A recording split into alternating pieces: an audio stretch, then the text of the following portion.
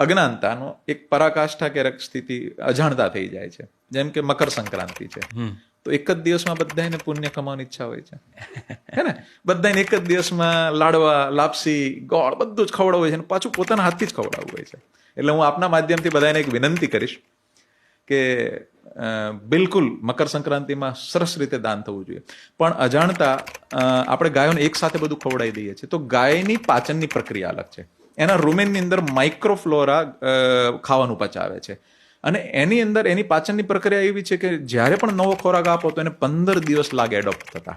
અચ્છા. હવે અચાનક કાર્બોહાઈડ્રેટ અચાનક ખૂબ પેટમાં જતું રહ્યું તો એના માઇક્રોબ્સ પચાવવા માટે તૈયાર નથી, તો એ ડિસ્ટર્બ થશે, એને આફરો આવશે, અને કેટલી મોટી સંખ્યામાં મૃત્યુ પણ થતા હોય છે.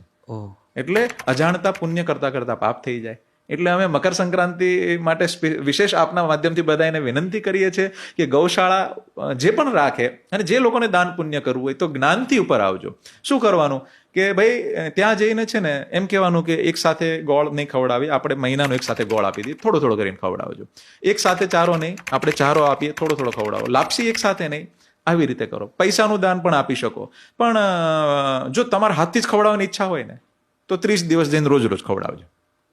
આપના માધ્યમથી એક બીજી વાત કહીશ બધા ગૌપાલકોને અને બધા શહેરવાસીઓને કે કોઈ પણ ચારો કે દાણ પણ ચેન્જ કરવું હોય ને તો પણ 15 દિવસ લાગે છે. આજે 5% બદલવાનું, પછી 5%, પછી 5%, 10 થી 15 દિવસમાં જે એડોપ્ટ થાય એ સારું પરિણામ હોય છે. ઘણી વખત શહેરોની ગાયો અચાનક બહાર કોઈ એક જગ્યાએ જાય ને અને મૃત્યુ થાય.